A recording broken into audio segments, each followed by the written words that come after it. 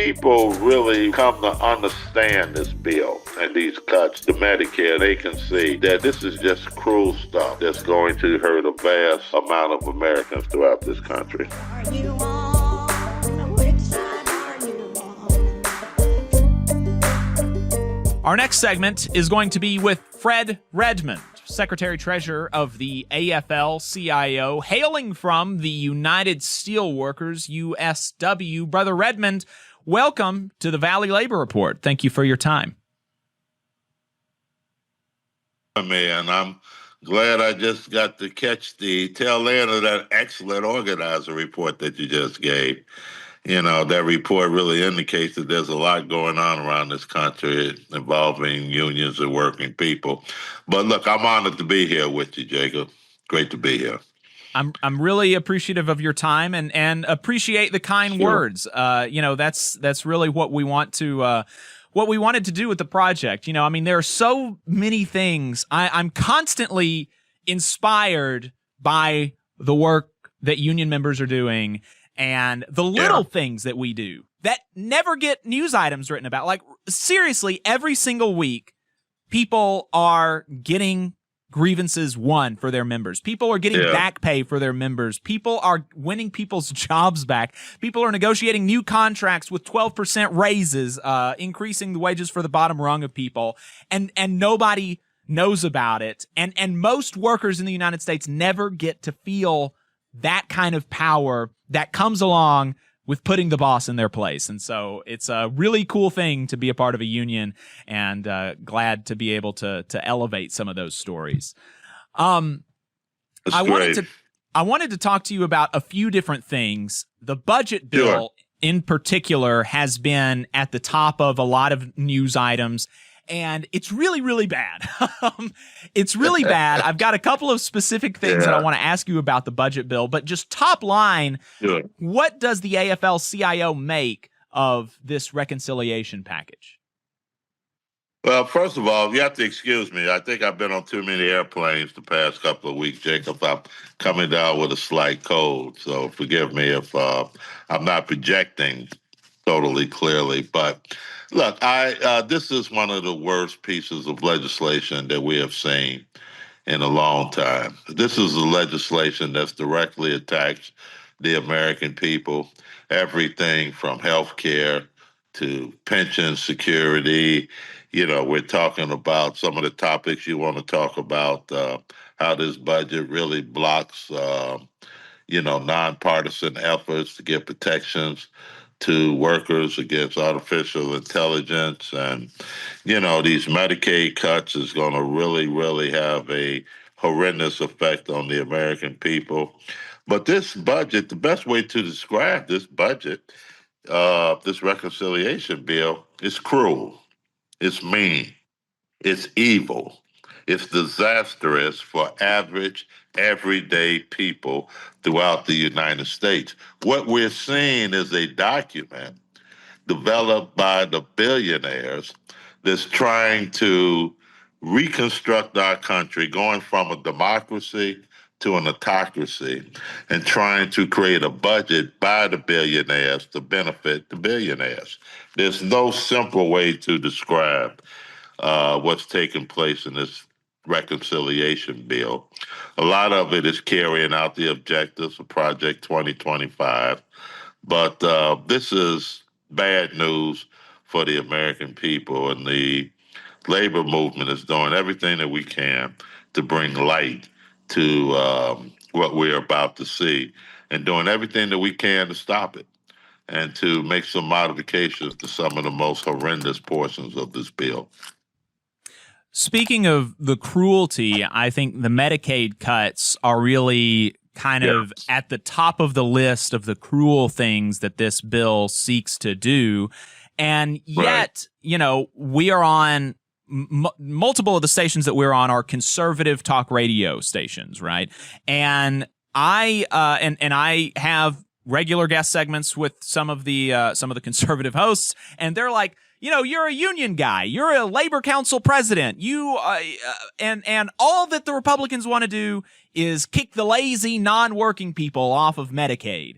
That's all they want to do. Why do all of your members work? All of your members of the unions work. Why do you oppose adding quote unquote work requirements on Medicaid? When the people that you represent, generally speaking, work. And I have answers obviously to that, but I'm interested in your response. How do you respond? And I'm sure that you get some people, maybe even absolutely. people that don't understand that ask you questions in that way. How do you respond when you get that sort of question? Well, look, these cuts to Medicare, it's going to hurt everybody. This isn't a partisan bill where you're going to have more pain for union members than you're going to have for non-union members or vice versa. I mean, look, the threat of these Medicare cuts is urgent for every community throughout this country. I mean, when you look at in the South, 330 rural hospitals across the country, including in Alabama and across the South, would be forced to close, okay, if these cuts become law. They would strip entire communities of access to emergency rooms, ambulances, and maternity wards, forcing people to travel farther and wait longer for care. I mean, this isn't rhetoric. I mean, this bill has been looked at by every healthcare organization around this country, those pro-right, those pro-left, and they came up with the same analysis. I mean, this bill is going to hurt our seniors, our newborns. A lot of folks don't understand is Medicare is the primary payer for 63% of nursing home residents and pays for 42% of births in the United States each year. And, the work requirements are actually, it's like smoke and mirrors. It's actually bureaucratic red tape that is designed to make it harder for people to get health care so that members of Congress can, really save a buck for a billionaire tax cut. And the vast majority of people on Medicare, they already work, okay? The vast majority of people already work, and those who don't work are either caregivers taking care of disabled kids or elderly parents or disabled parents in their families that are disabled and cannot work. And what these provisions does is they add extra red tape and paperwork to the process that will only risk stripping these people out of their life-saving insurance coverage. So, when people approach you about or approach us, and I get asked these questions a lot, just as you do, Jacob, but as people really, really come to understand this bill and come to understand these cuts to Medicare, and they can see that this is just cruel stuff that's going to hurt a vast amount of Americans throughout this country. Hey, 5 seconds, just wanted to say that this is only possible because of our donors. If you want to see more of this, then consider donating yourself at tvlr.fm/donate.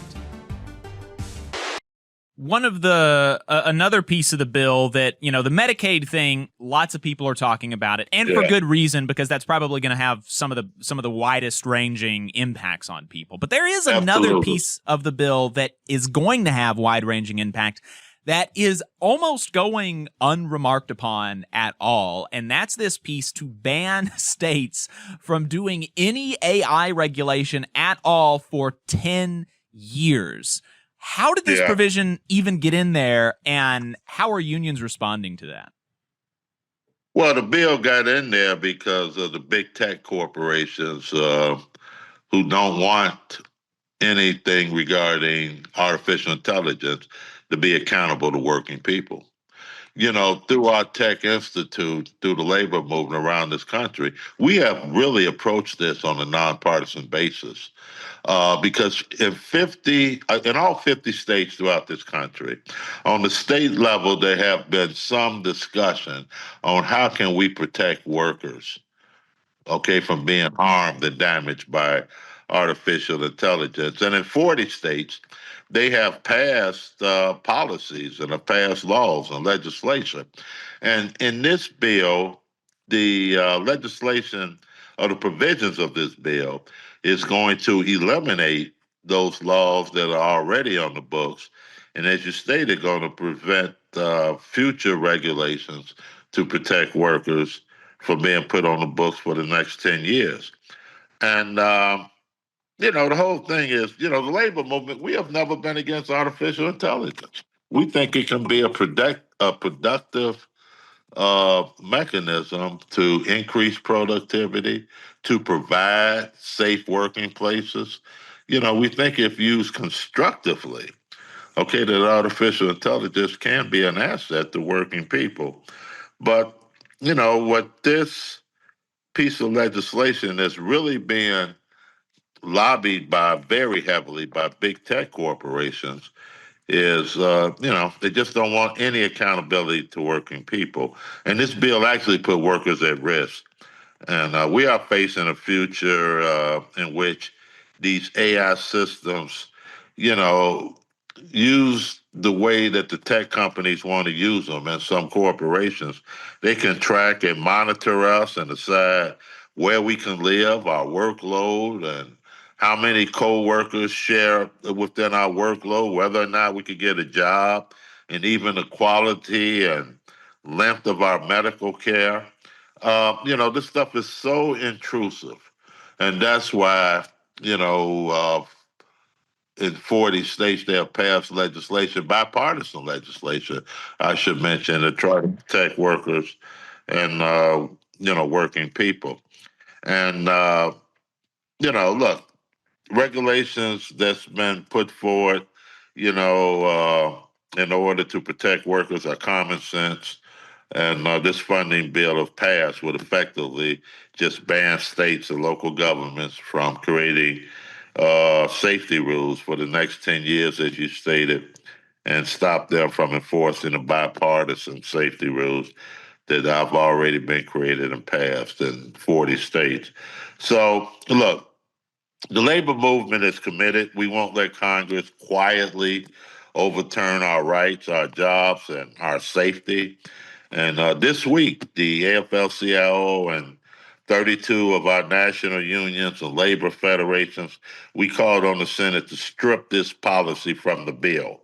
From mine workers, steel workers, construction trades, to transportation, hospitality workers, arts and industry workers, public, private sector, they're all raising our voice because this is a concern to strip away these protections from working people from this bill and make the American workers throughout this country, union and non-union, suspect to unsafe working conditions, to this unfair intrusion on their lives, on their medical care.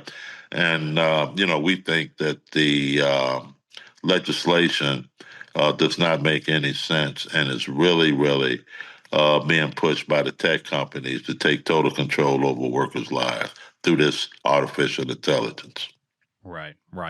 It's really concerning and interesting that it's coming from the quote unquote states' rights party. You just saw a clip from the Valley Labor Report. We are live every Saturday morning from 9:30 a.m. till 12:30 p.m. And we pride ourselves on keeping all of our content free to everybody so that we can talk to as many working folks as possible. If you support the work that we're doing, you think that it's important, you think that it's good, then consider making a monthly contribution to the project, and you can do that on our website, tvlr.fm.